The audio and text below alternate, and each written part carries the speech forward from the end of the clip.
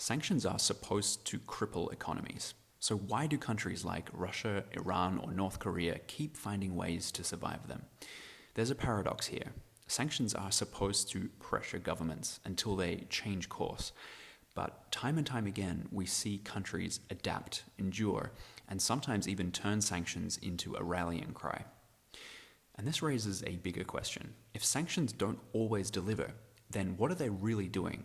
Because they don't just pressure governments, they ripple throughout global markets, they spike the prices of food and fuel, and sometimes they even push old enemies into new alliances. In other words, sanctions can redraw the map of global power. So are they solving problems, or are they just quietly creating bigger ones? To answer that, in this video, I want to step back a little bit and look at what sanctions actually are, why governments reach for them so often, and I want to look at a few case studies as well.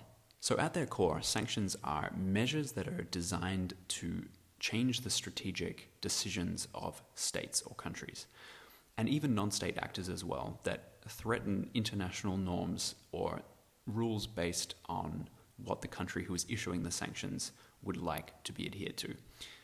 Sanctions are a kind of middle ground option, if you like, when diplomacy isn't working very well or has failed, but other options like going to war simply aren't feasible. And depending on the country and its strategic culture, sanctions might complement diplomacy. They might actually help negotiations along, or they may make it harder to negotiate, and in some cases just derail the talks entirely. Sanctions themselves are also not uniform. There are so many different types. For example, economic sanctions, which aim to scale down trade in return for a sort of change in behavior of a particular country, or maybe secondary sanctions, which target one country for its relationship with another, like Trump's secondary tariffs on India for buying Russian crude oil. And more often than not, countries actually coordinate sanctions together, usually Western countries acting in concert to try and change the behavior of another state. Take a look at this graph from the Council on Foreign Relations.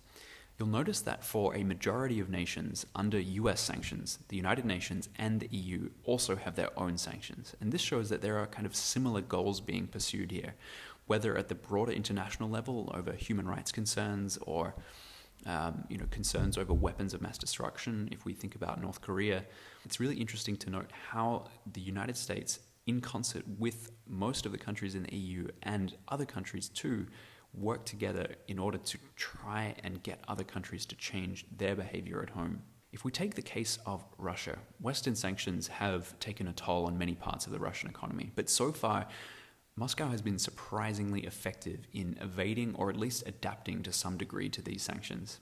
There's no doubt that these sanctions do actually hurt the Russian economy, but if we look at the energy exports of Russia, these have for a long time been able to flourish by using sanctions evasion mechanisms like shadow fleets, for example. But more recently, we're seeing efforts by the EU and by the United States to actually curb how those shadow fleets operate, to try and stop them from literally docking in certain ports, or in some cases even boarding these ships while they're at sea to try and understand more about where they're going, what cargo they're carrying, and try and limit their ability to bring in income for the Russian state. So as Russia continues to wage war in Ukraine, we've actually seen parts of the Russian economy expand because it's shifted to a more war footing, which has meant that it's kind of gone into overdrive, if you like.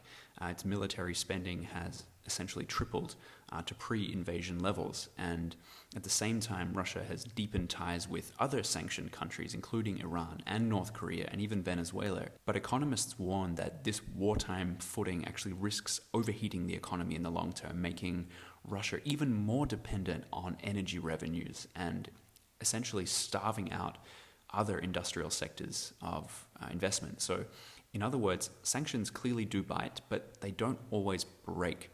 And that's the key here.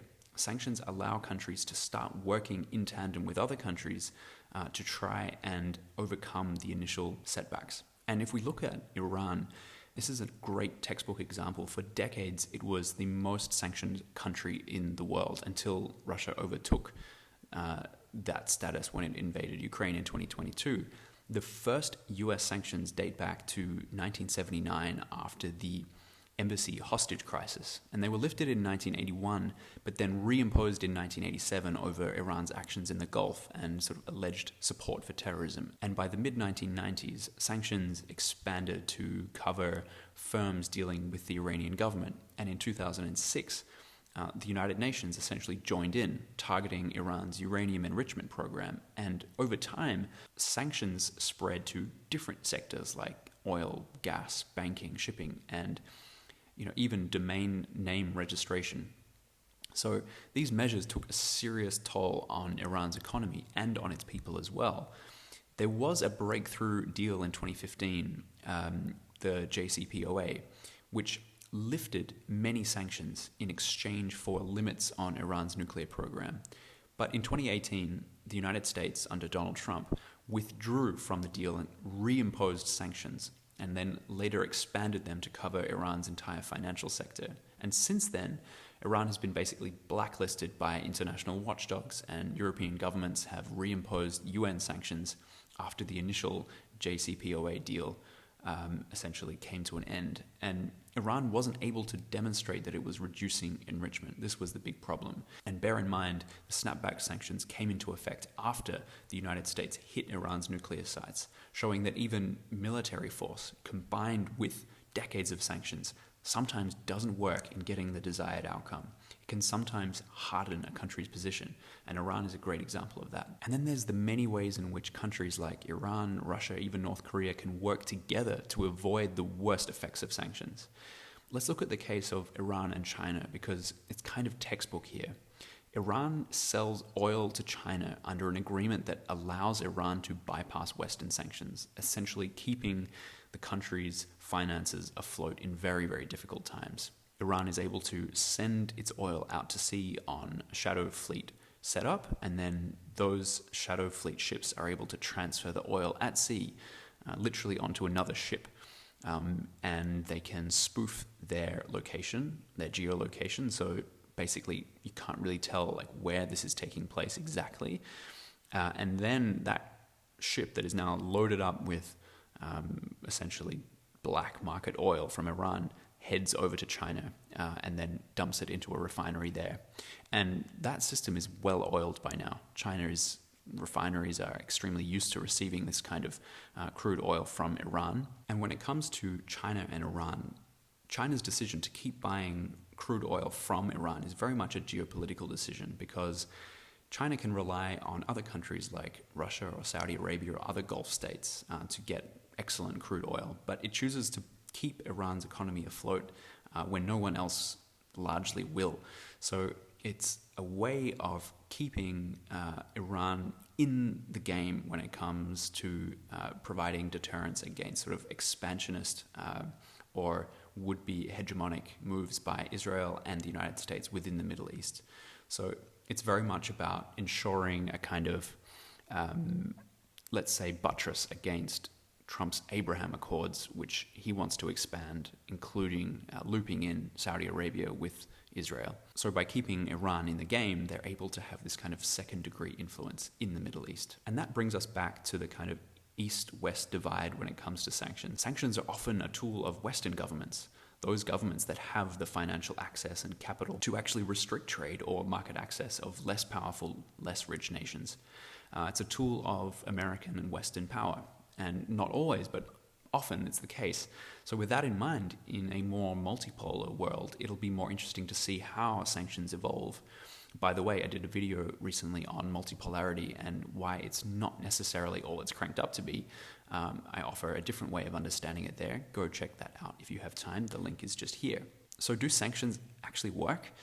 Well, many scholars argue that targeted sanctions can be at least partly successful, and they remain an important tool when it comes to any country's foreign policy toolkit, especially if you're a Western nation and you have the ability to coordinate with others. Other people will tell you that sanctions are a double-edged sword. They help to achieve short-term goals, but their overuse could undermine the financial leverage of whoever is using them, let's say the United States.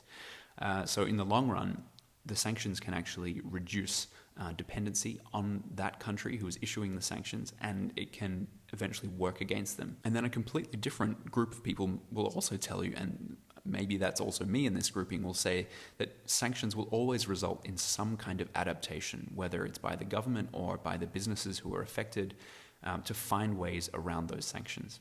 And the reality is that every case is a little bit different. There are no really great examples of sanctions changing a state's behavior that has been sustainable in the long term. Sanctions with limited, realistic objectives are much more likely to succeed than others with very sweeping, broad political ambitions. And even when sanctions achieve their economic effect, they don't always change behavior. It's one thing to, change how oil is rerouted through Asia. We can look at the recent example of the US sanctioning major oil firms in Russia. That's going to have a very immediate effect, and we've already seen companies in China, state-run companies and refineries, pause their shipments of seaborne crude from Russia. But will it actually have an impact at the political level is a very, very different question. And we'll have to wait and see as time goes by whether those sanctions even stay in place. And if they do stay in place, will it actually influence the behavior of countries like India, like China at the political level when it comes to their engagement with Russia? But sanctions also evolve over time, and the case of Iran shows us how the scope and the logic of sanctions can shift dramatically over the years. And often it's hard to prove that there's any link at all between sanctions and how things actually turn out in the real world. Finally, it's good to have realistic expectations about what sanctions can actually achieve. European Union sanctions on Russia have not ended the war in Ukraine. The European Union has implemented so many different sanctions packages. I think it's perhaps up to 18 or 19 by the time of me recording this video. But the alternatives that are available to the EU, direct military action or doing nothing, these would actually be more costly in the long term.